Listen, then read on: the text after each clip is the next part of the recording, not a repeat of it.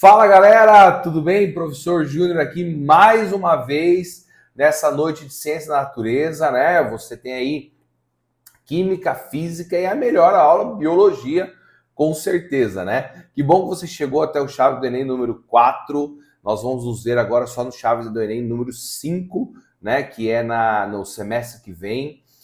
Espero que vocês estejam gostando, estejam participando. Muito legal ver o envolvimento de vocês aí fazendo os simulados também, muito legal. E hoje a gente vai estar corrigindo esses simulados, né? Lembrando que a minha sequência aqui nem sempre é a sequência ali das questões de vocês, mas você vê o layout da questão, a gente vai trabalhando.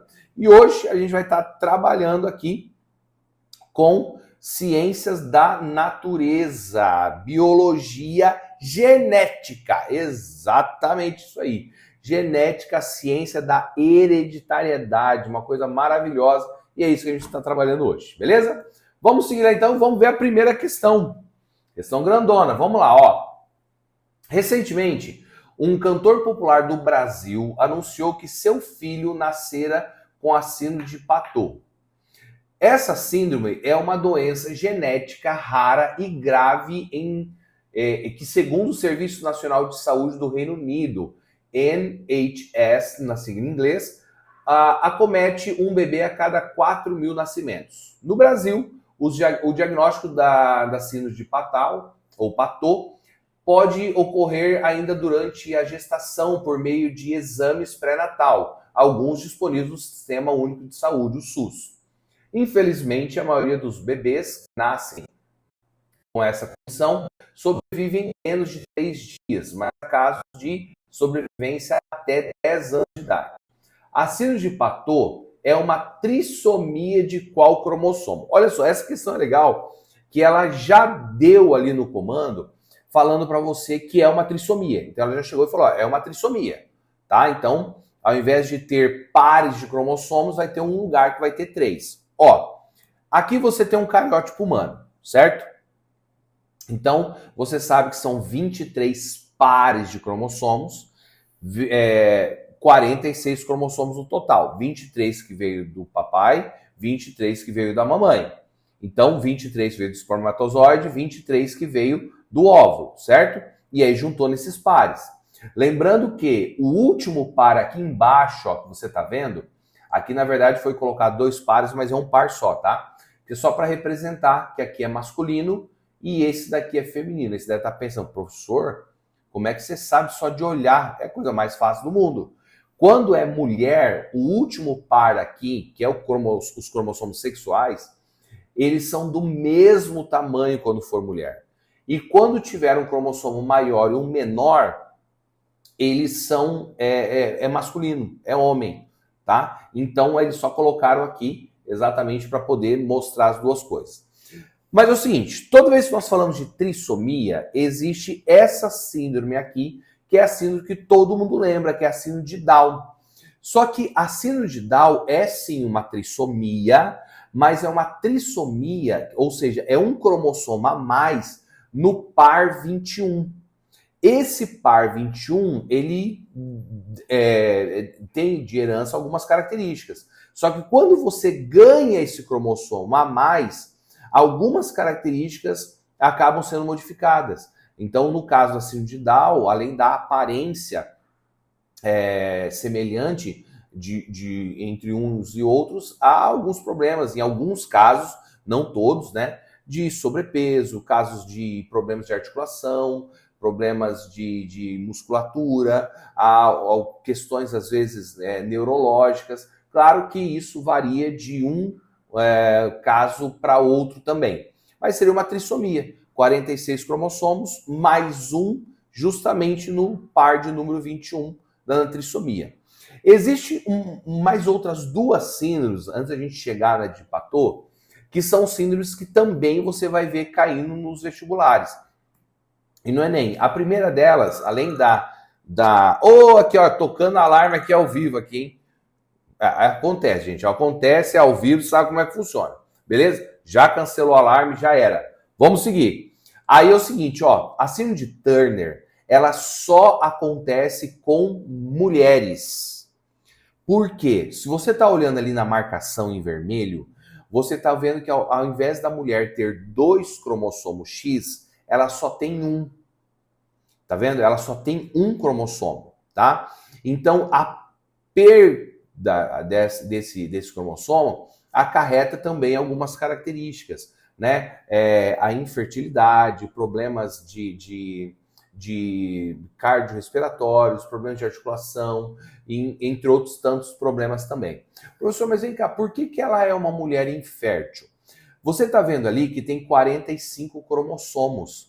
Então, as células do ovário não vão conseguir fazer meiose, porque meiose você divide por 2, então não tem como ficar ali 22,5, alguma coisa assim de cromossomo, não dá. Então, por isso que elas acabam não produzindo. Ô professor, mas eu já ouvi falar que algumas pessoas que têm Down tiveram filhos. Eles não têm 47, 47 também não dá para dividir exatamente por 2.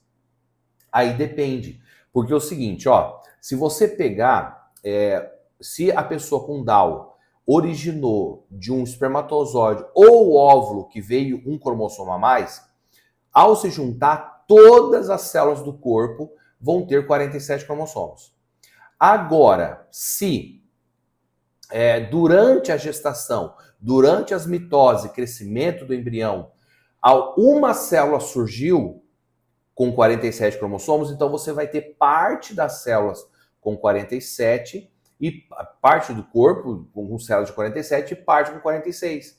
Se por um acaso as gônadas, né, que são os testículos e ovários, tiverem 46, então eles conseguem produzir gametas, conseguem se reproduzir, conseguem ter filhos, tá bom? A próxima aqui é a síndrome de Klinefelter. A síndrome de Klinefelter é uma síndrome que só acontece em homens, tá? Quando isso? Quando simplesmente um homem acaba ganhando um cromossomo X a mais. Então ele fica XXY. Ah, professor, isso seria um caso de homossexualidade, transbinariedade, alguma coisa desse tipo? Não. A genética, ela não demonstra nenhum tipo de gene que leva a essa propensão, tá? Então, esse caso, geneticamente, é um homem, tá? Ele vai ter algumas características, ele também não vai conseguir ter filhos, né? E algumas características ele acaba ganhando, que seria algumas características que a gente vê mais em mulher, como o quê? A ausência de barba, a ausência de pelo no corpo, né? Às vezes um quadril mais largo, em alguns casos aparece um pouquinho de mama bem pequenininho, né? Então, assim, aparentemente, fisicamente, em alguns casos acaba sendo anatofisiologicamente também pode acontecer alguns problemas também, desde cognição, neurologia e tudo mais, tá? Mas, assim, eu deixo claro a posição que eu entendo é que a questão de qualquer outras homossexualidade, homoafetividade, o que for, é uma questão comportamental e não tem origem genética. Então, a pessoa decide, ela vê o que é melhor para ela, o que ela acha que é melhor para ela e ela segue. Então, geneticamente, não é. Agora, a síndrome de Patot é uma trissomia, como já diz lá no enunciado, só que é a trissomia do cromossomo 13, tá? Trissomia do cromossomo 13. Então é um caso de 46 mais um 47, né? E tem ali 13 cromossomos, tá? Então esse 13 cromossomos, desculpa, ele é no par de número 13, tá? Um cromossomo a mais que a pessoa acaba tendo. Esse aqui é um exemplo de crianças que têm essa síndrome de Patot. Aí você deve, professor, mas isso aqui não é questão do lábio leporino, não. Ele é mais grave. Por quê? Porque ele tem uma fenda que ela passa por todo o palato. Vulgarmente as pessoas chamam de céu da boca. Por todo o palato e chega até mesmo na parte do encéfalo, do cérebro. Então, por isso que muito rapidamente eles acabam morrendo. Em alguns casos mais raros, conseguem viver um período maior, tá? Vamos lá, ó. Professor, então, qual é o cromossomo? 21, sabemos que é Down. X e o Y também não é. Nós vimos ali que poderia ser Klinefelter ou Turner, Então, não seria. Então, obviamente, seria de número 13, tá? Por curiosidade, existe uma síndrome que é a síndrome de progéria, que é uma trissomia do cromossomo 8, que é aquele caso em que a criança nasce com aparências físicas de 60 ou 70 anos mais velha. Então, um bebezinho já cheio de rugas, o cabelo mais claro e tal. Aí muita gente pergunta, professor, é aquele caso do Benjamin Button? Não, não tem nada a ver. Nascer velho e morrer jovem, não. A pessoa simplesmente nasce, ela acaba morrendo cedo ali, 15, 16 anos, pode ter a mais ou a menos, porque a pessoa acaba morrendo com doenças de pessoas velhas, por ela ter esse envelhecimento muito rápido, muito novo, né? Beleza, vamos para a próxima questão. Considerando as leis de Mendel e alguns conceitos básicos de genética, analise as seguintes proposições. Então, coloquei um quadro de Pinet ali do ladinho, já feito, né, das famosas ervilhas amarelas e verdes, né? Vamos seguir aqui, ó. Número 1, vamos ver se está certo. A lei da segregação dos fatores determina que uma característica se segrega durante a formação dos gametas, de modo que cada gameta contenha apenas um fator. Por isso, os gametas são puros em relação a cada um dos fatores. Gente, a lei da segregação dos fatores seria sobre a primeira lei de Mendel, onde ela se refere ao seguinte, de apenas um fator, ou seja, a gente está falando de ervilha, de cor da ervilha, é só um fator, o fator é cor. Então, é o monohibridismo, é um fator só. É pelo preto ou branco, é só cor do pelo. A flor é alta ou é baixa? É só um fator, que é a altura da planta, né? Entendeu? Então, assim, é um fator só. E eles se segregam em que momento? Na divisão celular, que é no caso da meiose. Por quê? Porque elas vão se segregar e elas vão se combinar. Então, essas combinações que a gente usa o quadro de Pinet, então, essa primeira está correta. Número 2. Dois indivíduos que tenham o mesmo genótipo podem apresentar diferenças fenotípicas? Podem. Porque, assim, embora eles tenham o mesmo genótipo, professor, mas se ele tem o mesmo genótipo, ele não vai apresentar características iguais. Mas os fenótipos podem ser diferentes. Até mesmo que a gente tem que entender que o fator ambiental pode fazer uma mudança de fenótipo. Então, se você tem, por exemplo, duas plantas com o mesmo genótipo, mas fatores ambientais diferentes, os fenótipos vão ser diferentes. Então, está correto também. 3. Dominam-se homozigoto dominante quando os dois alelos são dominantes. Homozigoto recessivo quando os dois alelos são recessivos. Então, quando é azão, dominante. Azinho, recessivo, tá? E heterozigoto quando um alelo é dominante e o outro é recessivo. Então, essa tá muito fácil. Azinho, claro que tá correto. Então, 1, 2 e 3, correto. Vamos ver aqui a 4. A cor da ervilha é um exemplo de dominância completa, onde o alelo Vzão determina a cor amarela e Vzinho a cor verde. Bom, daí tudo bem, tá de acordo até com a imagem que eu coloquei. Essa imagem ela não estava na questão, eu coloquei agora, tá? Assim, a probabilidade de indivíduos heterozigotos originarem sementes amarelas é de 25%. Gente, olha só aqui, ó. Se você olhar a imagem aqui, você vai ver que eles são heterozigotos, ó. Tá vendo, ó? Vzão e aqui Vzinho, certo? Aqui Vzão e Vzinho. Quando foi feitas as combinações, ó, Vzão. Vzão, Vzinho. Então, esse é heterozigoto, certo? Vzinho, Vzão. A gente sempre coloca a letra maiúscula para ficar mais organizadinho. E Vzinho, deu verde. Então, tá dizendo aqui, ó, a probabilidade de indivíduos heterozigotos originarem sementes amarelas não é de 25%. 25%, olha, eu tenho 4 possibilidades. Das 4, uma possibilidade seria 25%. Então, eu tenho 25% para a ervilha verde, tá? Para as amarelas, nós temos 75%.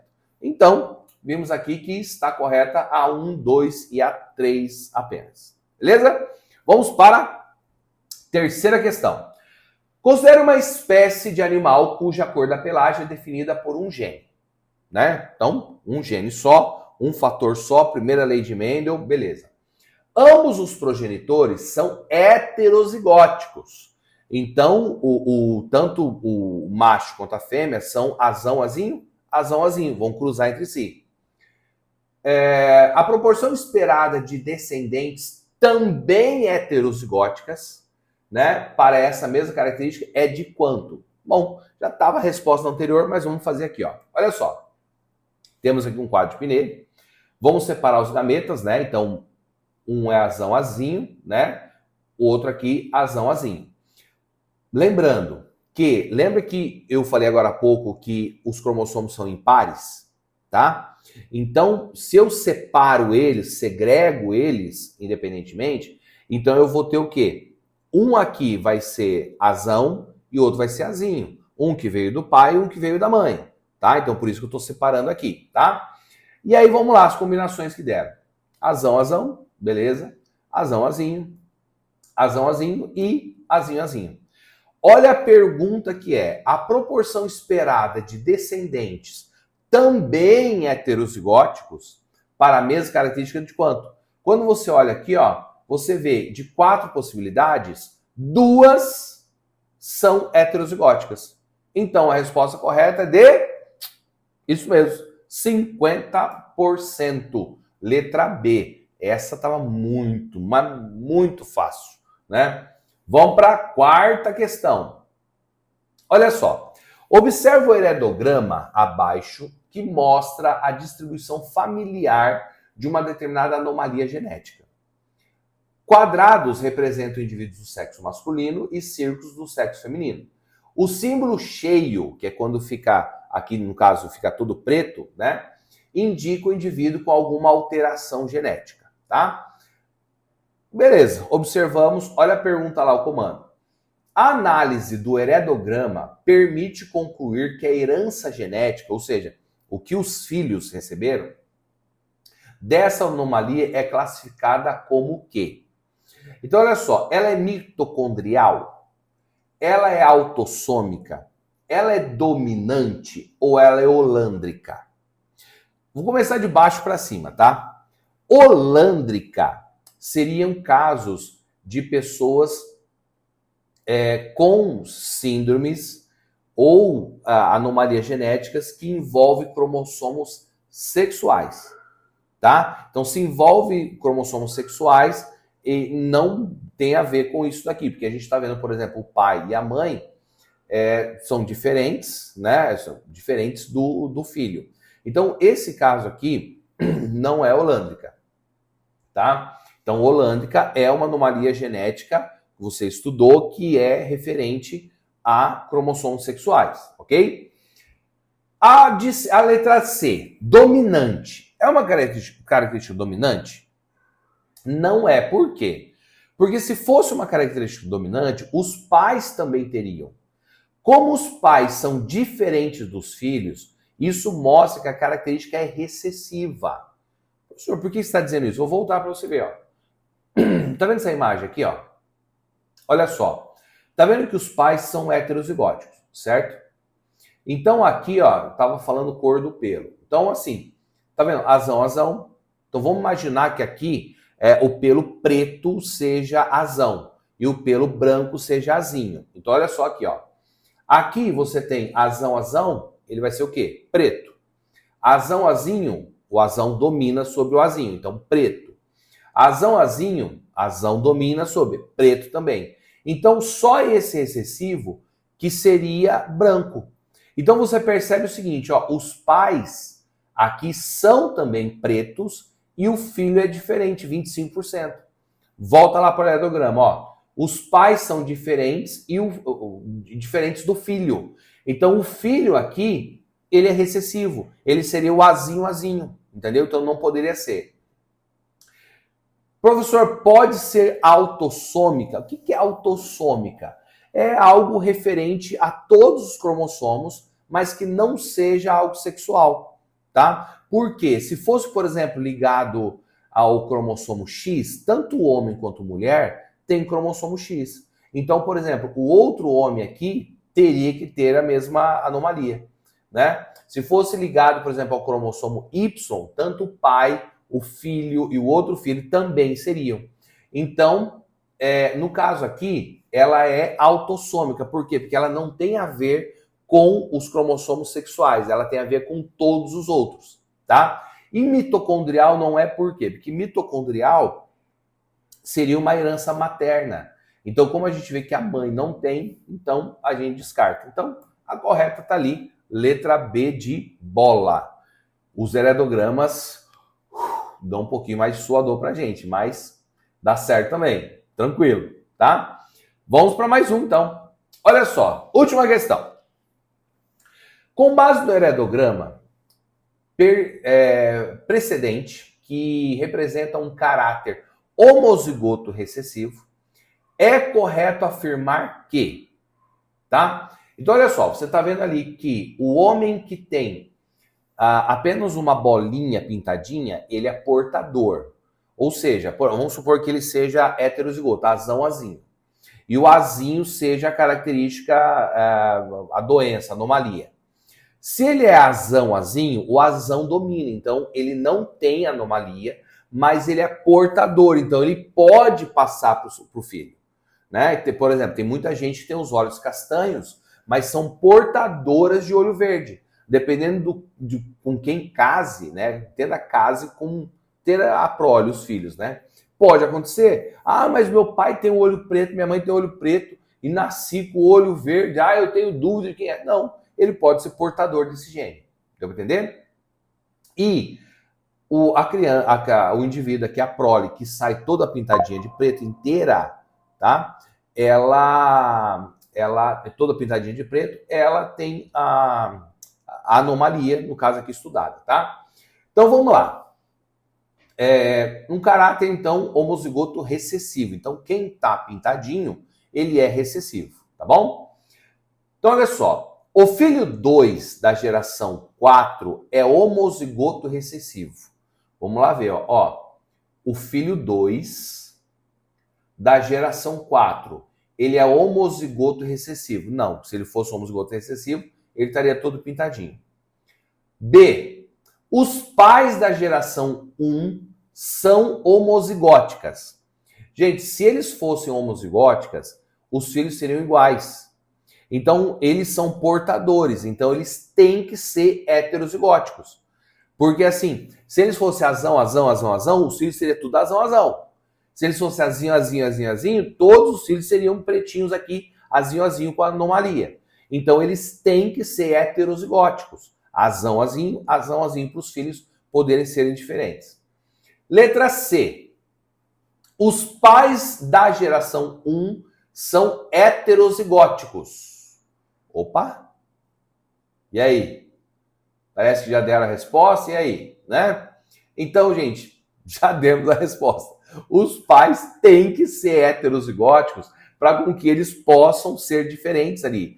Filhos que são portadores, filhos não portadores, filhos que têm anomalia. Então, ele precisa ser heterozigótico.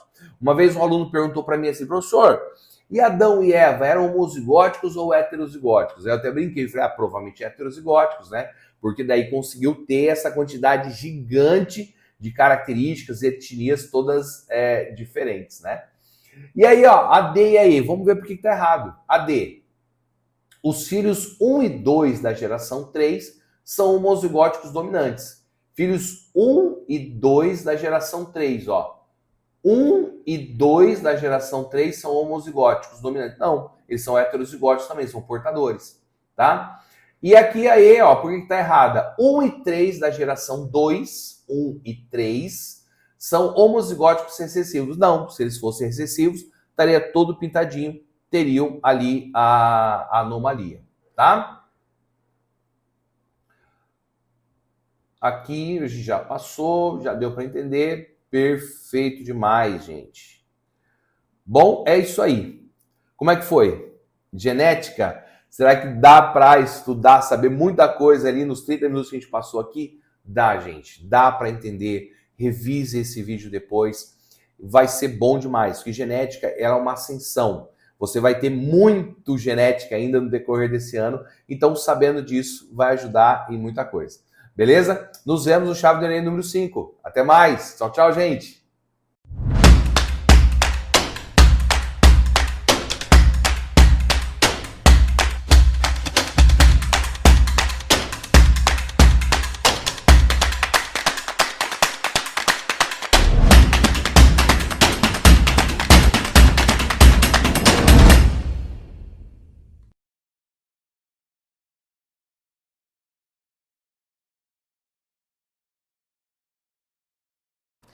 Fala galera, que bom que nós estamos juntos mais uma vez, que alegria estar aqui com vocês para mais um do meu, do seu, do nosso Chave do Enem.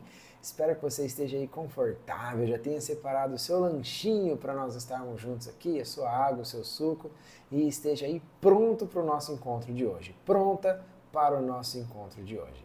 Ó, se você ainda não tirou aquela foto, postou lá nos seus stories, marcou o Chave do Enem, aproveita, faz isso. O que você está esperando agora? Vamos fazer uma pose? Vamos tirar uma foto junto? Vamos lá!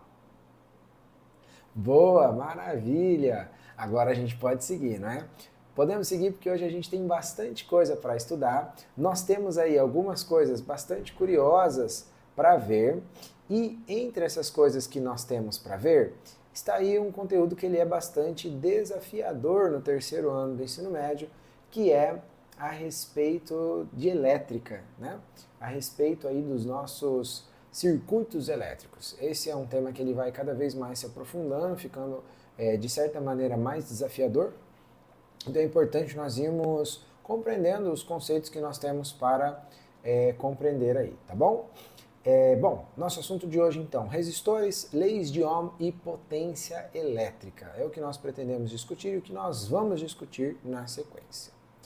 Temos aí então a nossa primeira questão de hoje, um circuito para a gente dar uma avaliada. Vamos dar uma olhada? Diz assim, ó. O circuito com 3 lâmpadas incandescentes idênticas, é importante o fato de elas serem idênticas, preste atenção nisso, porque se elas forem idênticas ou diferentes, elas vão ter propriedades diferentes também no nosso circuito, ou causar efeitos diferentes no nosso circuito. Mas como elas são idênticas, então tudo vai depender apenas do posicionamento delas. Bom, representados na figura, consiste em uma associação mista de resistores. Cada lâmpada, representadas ali por L1, L2 e L3, é associada em paralelo a um resistor de resistência R, formando um conjunto. Então observa lá na nossa imagenzinha que você tem um circuito, a fiação é representada pelas linhas ali, pelas retas, e que em determinado momento, se você acompanhar ali a partir do polo positivo, né, da pilha, você sai ali do mais, você vai ver que sai um único caminho. É um único caminho disponível para a corrente elétrica. Mas de repente chega em um ponto ali em que ela tem que decidir por onde ela vai. Se ela vai passar por L1 ou se ela vai passar pelo primeiro resistor R. Então, quando chega nesses pontos de decisão para a corrente elétrica, onde a corrente elétrica tem que se separar em duas para passar um pouco por cada pedaço do circuito, nós dizemos que esse pedaço do circuito onde ela se separou constitui uma ligação em paralelo. Então a lâmpada ela está ligada em paralelo ao resistor. Observem que do outro lado, depois essas duas correntes elétricas se juntam de novo e seguem numa única fiação no circuito e se separam de novo para passar em L2, se juntam de novo depois de L2 e se separam de novo para passar em L3. Então a gente tem uma sequência aí de ligações em paralelo. Só que essas ligações em paralelo elas estão em uma sequência uma da outra, ou seja, elas estão em série uma com a outra. Tudo bem. Esses conjuntos são associados em série, tendo todas as lâmpadas o mesmo brilho quando ligadas à fonte de energia. Após vários dias em uso, apenas a lâmpada L2 queima, enquanto as demais permanecem acesas. Então observe ali L2. O que acontece é que quando a gente chega ali em L2, a lâmpada L2 ela queima e, portanto, corrente elétrica não vai mais conseguir passar por aquele trecho ali onde está L2. Então toda a corrente elétrica que sair ali do pedacinho da L1, ela vai ter que desviar pela resistência que estava em paralelo com a L2 e não passar mais por aquele pedaço ali onde tem L2. A pergunta é, se isso acontecer, se essa L2 queimar e a corrente não passar mais por ali, o que acontece então com as outras duas lâmpadas? E a pergunta está lá embaixo. Em relação à situação em que todas as lâmpadas funcionam após a queima de L2, o que vai acontecer com o brilho das lâmpadas? que acontece então com o brilho das lâmpadas? Bom, para a gente saber o que acontece com o brilho das lâmpadas, primeiro a gente vai ter que entender o que acontece com a resistência do nosso circuito como um todo. Quando nós temos um circuito que ele está ligado em paralelo, pessoal, o que acontece é que o valor das resistências que estão em paralelo, eles ficam menores, eles diminuem, né? A resistência equivalente, ela diminui. Por exemplo, vamos supor que eu tenho dois resistores que valem 10 ohms cada um. E se eu coloco esses dois resistores em paralelo, eu poderia substituir esses dois resistores de 10 ohms em paralelo por um único resistor de 5 ohms. Porque quando nós temos uma ligação em paralelo, o valor total da resistência, ele diminui. A ligação em paralelo ela tem essa característica de fazer com que o valor total da resistência diminua. Se você pensar, o valor inverso, pela fórmula, né, o valor inverso da resistência equivalente para uma ligação em série, ela é a soma dos inversos das resistências. Então a gente vai acabar tendo, no fundo, uma redução do valor total dessas resistências. Então, quando a gente olha ali L1 com R, o que L1 está fazendo ali em paralelo ele está reduzindo o valor da resistência total, que poderia ser R. O L2 com R ele também. Só que quando L2 queima, ele deixa de ter essa função. Porque daí só vai ter o resistor R, ou seja, a resistência que antes era maior, ela passa a ser a resistência total R, ela aumenta. Ou seja, para o nosso circuito como um todo, quando o L2 queima, o circuito ele tem um aumento da resistência. E se ele tem um aumento da resistência, o brilho das nossas lâmpadas diminui, né? Nós teremos brilhos menos intensos para as nossas lâmpadas, porque nós teremos uma resistência maior nesse nosso circuito, ok? Maravilha. E se nós temos uma resistência menor, você precisa lembrar que, só para finalizar aqui o raciocínio, né? Eu talvez tenha pulado aqui esse pedaço, que de acordo com a primeira lei de Ohm, a tensão do circuito ela é igual à resistência do circuito vezes a corrente que atravessa ele. Observe que nessa situação aí nós temos a fonte de energia, que está representada ali por uma pilha, que ela tem uma tensão constante. A tensão dela não vai mudar independente do L2 queimar ou não. Mas como a resistência do circuito aumenta, então para equilibrar isso, a corrente elétrica que vai circular ela é menor, porque tensão é igual a resistência vezes corrente. Então se eu aumento a resistência, eu diminuo a corrente para manter a mesma tensão. E se está circulando menos corrente elétrica, tem menos carga passando, então as minhas lâmpadas apresentarão menor brilho. Ok? Maravilha, então, alternativa letra C. Questãozinha legal de análise de circuito essa daí. Bom, aí nós vamos para a nossa próxima questão. Olha só, já veio até com a resposta ali para você. Será? Como é que a gente chega nisso aí, hein, professor? O que a gente faz para conseguir chegar nessa resposta? Muito bem. O que nós temos ali é o seguinte. Diz assim para nós. A preocupação com a sustentabilidade faz com que se procurem cada vez mais métodos eficientes para a economia de energia elétrica. Um procedimento que se pode adotar é a substituição das lâmpadas incandescentes por lâmpadas de LED nas residências. Então, as lâmpadas incandescentes, elas têm uma eficiência baixa, porque elas transformam boa parte da energia elétrica que chega nelas em calor, e uma pequena parte elas transformam em luz. Mas a ideia da lâmpada é iluminar, não esquentar, né? A princípio, a não sei que seja uma lâmpada de estufa, algo assim. Mas as lâmpadas LED, elas conseguem fazer isso de maneira muito mais eficiente. Então elas praticamente não esquentam, não transformam a energia em calor, então elas conseguem transformar a maior parte da energia em luz. Por isso, às vezes, você vai ter uma lâmpada LED com uma pequena potência que ilumina até melhor que uma lâmpada incandescente de alta potência. E é isso que ele está dizendo aí. Quando eu substituo incandescente por LED, eu estou consumindo menos energia e iluminando, às vezes, até mais. Por quê? Porque eu estou desperdiçando menos energia. Bom, então uma lâmpada incandescente que opera 8 horas por dia foi substituída por uma LED.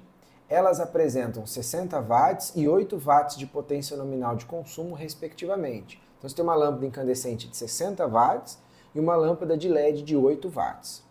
A redução do consumo de energia elétrica em kWh obtida durante 30 dias foi? Então, para essa lâmpada que eu substituí, só essa, eu tinha uma incandescente de 60 watts, substituí por uma de LED de 8 watts, sendo que elas funcionam 8 horas por dia ao longo de 30 dias, qual foi a diferença de consumo energético entre as duas? É isso que ela está perguntando. Bom, para isso, vamos recorrer aqui à forma da potência elétrica. A potência ela é energia dividido pelo tempo. E para eu saber qual é a diferença entre uma e outra, primeiro eu preciso saber quanto de energia que a lâmpada incandescente gastava, quanto de energia que a lâmpada LED gastava e comparar as duas para saber qual foi a diferença de gasto delas. Então vamos começar aqui com a lâmpada 1, sendo que a lâmpada 1 aqui, ela é para a gente a lâmpada incandescente. Bom, observe que eu substituí ali a potência por 0,06. Por que eu substituí por 0,06 e não 60? Porque ele quer o resultado dessa energia elétrica em quilowatt-hora. Bom, hora a gente não tem problema porque a gente já sabe que ela está ligada a 8 horas por dia, então já está em horas. Agora, a potência está em watt, não em quilowatt. Lembrando que quilo é o prefixo para 1000, a mesma coisa que quilômetro, quilograma e quilowatt, né? O quilo ali é o prefixo para 1000. Então eu quero transformar 60 watts em 60 quilowatts. E para isso é só eu dividir por 1000. Então quando eu divido 60 por 1000, eu chego naquele 0,06 que eu substituí ali. Então isso tem que ser igual à energia que ela consome dividido pelo tempo. Bom, são 8 horas durante 30 dias, então 8 vezes 30 vai ser o total de horas que essa lâmpada permanecerá ligada. E aí a gente realiza ali então agora a resolução dessa equação aí, né, para a gente descobrir o valor de E, valor da energia. No denominador ali tínhamos 8 vezes 30 e 8 vezes 30 é 240.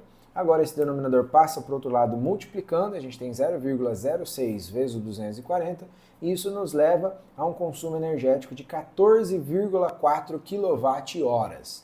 Então eu sei que se a lâmpada incandescente ficar ligada 8 horas por dia durante 30 dias, ela vai consumir 14,4 kWh. Por outro lado agora, a gente precisa encontrar então a mesma coisa para a lâmpada 2, e eu vou fazer exatamente o mesmo processo. Potência igual a energia dividido pelo tempo, só que agora eu vou fazer para a lâmpada 2, que é a lâmpada de LED. Peguei ali os 8 watts e transformei ele em quilowatt, então dividi ele por 1000, de maneira que a potência ficou 0,008 kW. É igual a energia dividido pelo tempo de uso dela, que é o mesmo 8 vezes 30, porque ela também permanecerá ligada 8 horas por dia durante 30 dias. 8 vezes 30 a gente já sabe que é 240, passa 240 multiplicando, ficamos com 0,008 vezes 240. Isso nos leva a um valor de 1,92 kWh. Olha a diferença de consumo entre uma lâmpada e outra. Isso é bastante diferença de consumo. Olha só, quando a gente faz então uma menos a outra, 14,4 da incandescente menos 1,92, a gente percebe que a incandescente ela gastou 12,48 kWh a mais de energia ao longo desses 30 dias, né? É bastante diferença, mas isso nos levou ali à alternativa letra D, ok?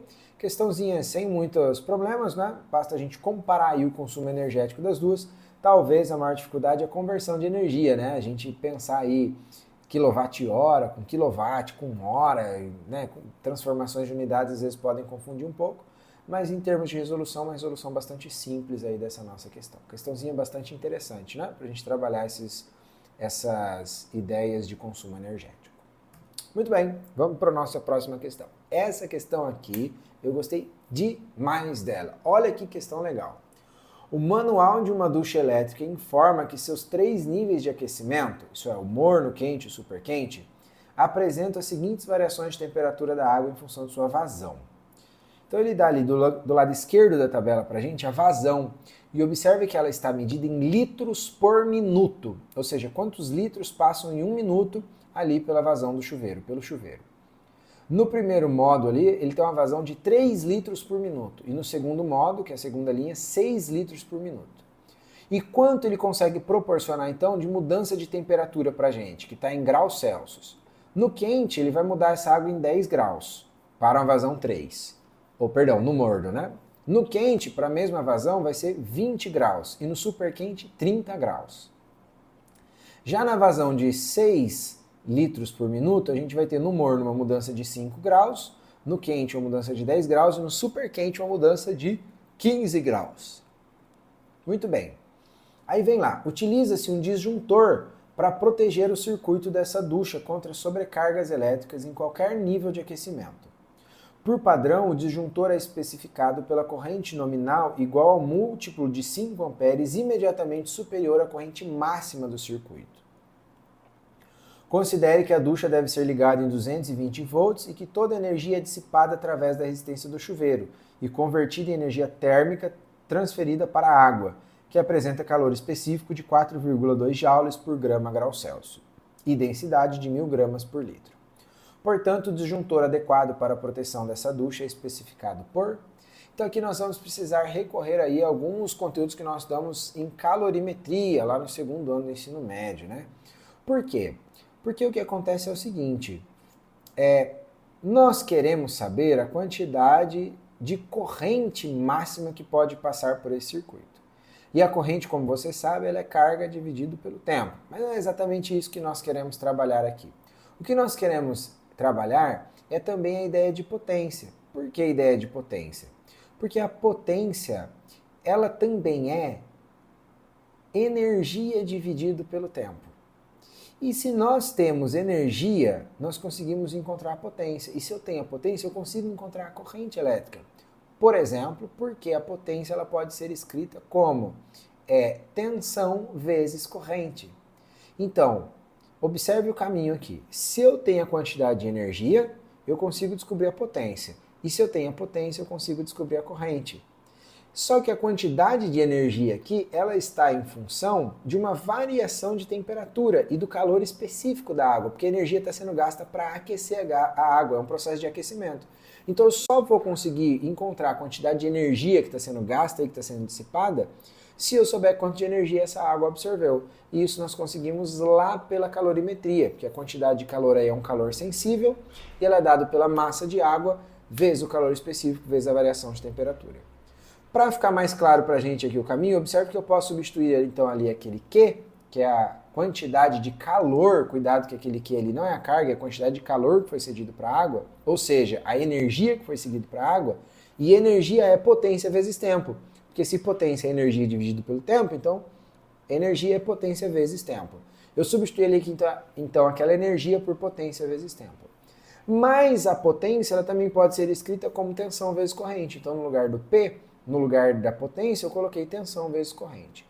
De maneira que nós temos tensão vezes corrente vezes o tempo é igual a massa de água vezes o calor específico da água vezes a variação de temperatura que ela sofre. Observe que variação de temperatura está na tabela, calor específico está no enunciado, tensão está no enunciado, e aí nós temos então dois problemas. O tempo e dois, a massa, que não estão no enunciado. Mas, entretanto, contudo, todavia, não obstante, nós temos duas informações que nos permitem descobrir isso. Observe que a vazão ela é dada em litros por minuto. Então ela já não entregou ali de graça que quando passam 3 litros, isso demora 1 minuto. Então eu tenho um tempo para trabalhar. O que me falta é saber qual é a massa de água então que passa nesse 1 minuto. Né? Porque eu sei que são 3 litros, mas 3 litros de água tem qual massa de água? Então eu posso escrever aquela massa ali em função da densidade. Se densidade é massa dividido por volume, então massa é densidade vezes volume. Então substitui ali a massa por densidade vezes volume. Densidade nós temos, porque o enunciado nos entregou, e volume nós também temos, porque está na tabela lá a vazão, né, litros por minuto. Então agora eu posso substituir essas informações. Vamos lá. Tensão, 220 volts, está ali no enunciado. I é corrente elétrica, é o que nós queremos saber. Tempo, a vazão é litros por minuto. E o minuto, eu não posso usar ele aqui em minuto, porque se eu quero a minha resposta em ampere, ela depende de segundos, tá? Ela é cargas por segundos. Então eu preciso que esse meu tempo esteja em segundos. Portanto, 1 minuto equivale a 60 segundos, substituo ali por 60. Isso tem que ser igual à densidade da água, está em 1000 gramas por litro. Ok, não temos problema com isso, então 1000 ali, afinal de contas nossa vazão já está em litros. Vezes o volume, que é o volume de 3 litros, está lá na nossa tabela. Bom, por que eu estou usando esses valores da tabela? A vazão 3 e não a vazão 6, por exemplo. Porque nós queremos a corrente máxima, e a corrente máxima é aquela que cede para a nossa água o maior aquecimento possível, que são os 30 graus ali do superquente. Então o chuveiro tem que estar na posição superquente com a vazão de 3 litros por minuto, que é onde ele mais vai ceder energia. Por isso que eu estou usando esse valor máximo que aparece ali na tabela, tá? Uma outra pergunta que você poderia me fazer é, professor, por que você usou a densidade em gramas por litro se no sistema internacional é quilogramas a unidade de medida, né? Quilogramas por metro cúbico. Bom, eu fiz isso para as unidades de medida se conversarem. Observe que a nossa vazão ela está em litros por minuto. Então, o meu volume do lado de lá também tem que estar em litros. E o meu calor específico ele está em joule por grama caloria grau Celsius. Então a minha massa também tem que estar em grama para conversar com aquela unidade de medida. Por isso que eu não estou mudando em nada ali, por isso que continuou 1000 gramas por litro, tá bom? Calor específico eu só substituí ali pelo 4,2 e a variação de temperatura correspondente foi ali do super quente de 30 graus Celsius. Então, substituí tudo ali, agora a gente vai operando. 220 vezes 60, nós chegamos em 13.200 e o I que já estava ali junto. 1000 vezes 3 vezes 4,2 vezes 30, nós vamos chegar em 378 mil.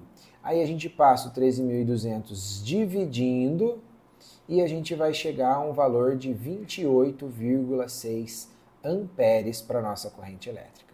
Bom, professor, não tem essa alternativa. Ele não perguntou nada de aproximadamente. E agora? Bom, agora você vai ler com atenção no enunciado que está escrito o seguinte lá, ó, na terceira linha da parte de baixo da tabela.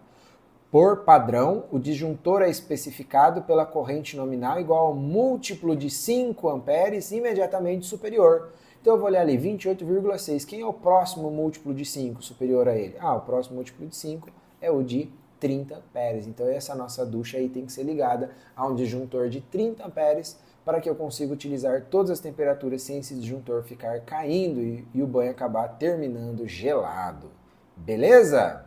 Maravilha, letra B então. Questãozinha muito legal porque relaciona diferentes conteúdos aí de diferentes momentos, né? Muito legal.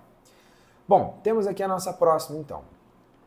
Em 2017 foi inaugurado no estado da Bahia o Parque Solar Lapa, composto por 2 usinas, Bom Jesus da Lapa e Lapa, e capaz de gerar cerca de 300 gigawatt-hora de energia por ano. Considere que cada usina apresente potência igual a 75 megawatts, com o parque totalizando uma potência instalada de 150 megawatts. Considere ainda que a irradiância solar média é de 1.500 watts por metro quadrado e que a eficiência dos painéis é de 20%. Nessas condições, a área total dos painéis solares que compõem o Parque Solar Lapa é mais próxima de... Então nós queremos saber qual é a área aí do Parque Solar Lapa, das 2 usinas, né? Bom, então nós sabemos que a quantidade de irradiação solar que chega ali é da ordem de 1.500 watts por metro quadrado, essa é a irradiância do Sol. Mas que apesar de chegar tudo isso tudo não é aproveitado, apenas 20% disso é captado pelos painéis solares. Então o nosso primeiro passo é saber quanto que está sendo captado por esse painel solar. Então nós vamos pegar esses 1.500 e vamos achar quanto que é 20% dele. Para você achar 20% de 1.500, basta você multiplicar por 0,2. Quando você faz essa multiplicação, você vai descobrir que cada metro quadrado instalado de painel solar consegue captar 300 watts. Ou seja, a taxa de captação desses painéis solares é de 300 watts por metro quadrado. De novo, está chegando 1.500 watts em cada metro quadrado. Isso é a irradiância de 1.500 watts por metro quadrado.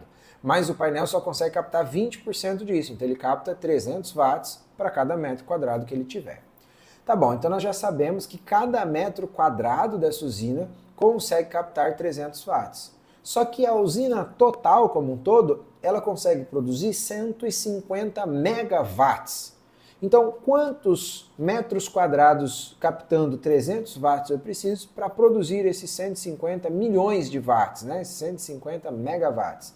Então a gente vai escrever isso aqui, lembrando mega corresponde a milhões, então tá ali 150 milhões de watts dividido pelo 300 que ele capta por metro quadrado para eu saber quantos metros quadrados são necessários. Quando a gente divide, então, 150 milhões por 300, nós chegamos aí a pequena quantia de 500 mil metros quadrados instalados de painéis solares necessários para fazer essa usina aí funcionar e produzir os seus 150 megawatts de potência instalada. Legal? Questãozinha muito legal também, né? Essas ideias aí de produção solar e tal estão bastante em alta e às vezes a gente não percebe que existe uma taxa aí de produção desses painéis solares e que às vezes a gente precisa de grandes áreas de painéis solares para a gente conseguir ter uma produção expressiva de energia, uma captação expressiva de energia vinda do sol e transformada em energia elétrica, né? Lembrando que isso aqui ainda não está contabilizado, por exemplo, perdas do processo, né? Perdas elétricas podem ser ali por resistência elétrica e tal, na transmissão dessa energia que pode acontecer também. Beleza? Maravilha, muito, muito bom. Temos aqui mais uma para a gente se divertir, uma questão agora sobre medidores de grandezas elétricas. Então, as grandezas elétricas, elas podem ser medidas de acordo com certos instrumentos, e os principais deles são o voltímetro e o amperímetro. Voltímetro que mede tensão elétrica e amperímetro que mede corrente elétrica. Diz o seguinte: baterias são dispositivos que acumulam energia e estão presentes em inúmeros aparelhos portáteis. Uma bateria ideal não possui resistência interna, né? No mundo ideal, ela não desperdiça energia dela mesma, mas no mundo real ela tem uma resistência interna dela. Mas aqui, no ideal, ela não tem resistência interna. Entretanto, baterias reais apresentam resistência interna, disponibilizando uma tensão efetiva V inferior à sua tensão nominal E, conforme a figura. Uma vez que se sabe o valor da tensão nominal da bateria, determina-se sua carga pelo conhecimento da corrente, enquanto está conectada a um circuito de resistência R e tensão efetiva V, e da resistência interna da bateria. Está ali uma pequena representação de como poderia funcionar isso. Então você tem dentro da bateria uma força eletromotriz, ou seja, uma tensão máxima que ela conseguiria disponibilizar, mas parte disso já é consumido pela própria bateria, que nós chamamos de resistência interna. Então ela disponibiliza para o circuito uma tensão um pouco menor. Da posse de um voltímetro V e de um amperímetro A e de uma resistência teste R, a configuração adequada para avaliar a carga da bateria é, então nós temos ali 5 opções, de A a E.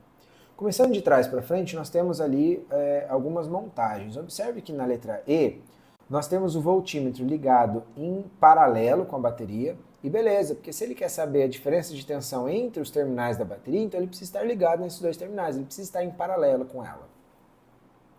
Só que nós temos um amperímetro ali, esse amperímetro ele também está ligado em paralelo, porque tem a resistência em paralelo ali com ele, tá vendo? E isso não é legal. Por quê? Porque se o amperímetro está em paralelo, ele não consegue medir a corrente total do meu circuito, ele só consegue medir aquele pedaço da corrente que passar por ele. O outro pedaço da corrente ele vai passar pelo outro ramo, por fora, pela outra parte paralela. Então, esse letra E não é interessante para a gente avaliar, porque eu preciso que o amperímetro ele meça a carga toda, a corrente toda, perdão. Então ele precisa estar em série com o meu circuito e não em paralelo. Na letra D, nós temos o amperímetro em série, então o amperímetro está legal, mas o voltímetro também está em série. E o voltímetro em série ele não consegue medir diferença de potencial, não consegue medir tensão. Eu preciso que esse voltímetro esteja em paralelo com a minha fonte. Então a letra D também não serve, porque embora ela tenha o amperímetro em série, ela também tem o voltímetro em série e não tem ele em paralelo.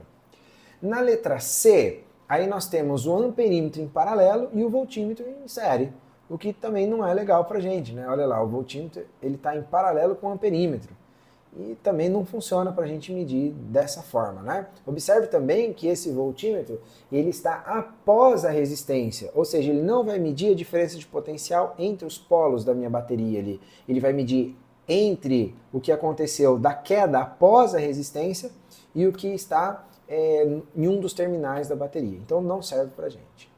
Na letra B, nós temos a resistência em paralelo e temos ali amperímetro e voltímetro em série com circuito em paralelo com a resistência, o que também não serve para a gente. E na letra A, aí sim nós temos o voltímetro em paralelo com os terminais da bateria. Observe que o voltímetro é a primeira coisa que está ali em paralelo na nossa bateria. E nós temos o amperímetro em série. Então você tem a resistência, ele está em série com a resistência e está passando ali até chegar na bateria. Então a nossa configuração adequada para avaliar e medir o que está acontecendo com a nossa bateria é a letra A. Lembrando, o voltímetro ele sempre precisa estar em série com aquilo que eu quero medir a tensão elétrica. E o amperímetro, o voltímetro sempre precisa estar em paralelo com aquilo que eu quero medir a tensão elétrica. E o amperímetro ele sempre precisa estar em série com aquilo que eu quero medir a corrente elétrica, ok? Então, amperímetro sempre em série, voltímetro sempre em paralelo. Muito bem, muito bem, muito bem. Eu gostaria de dizer que foi uma alegria passar mais estes momentos aqui com vocês. Foi muito bom esse semestre que nós tivemos juntos e pudemos estudar e aprender um pouco mais. Eu desejo que você tenha excelentes férias e consiga descansar bastante e volte animado e cheio de energia para muito aprendizado que nós continuaremos tendo no segundo semestre. Eu espero você. Por enquanto eu vou deixando por aqui o meu abraço para você. Até mais. Tchau!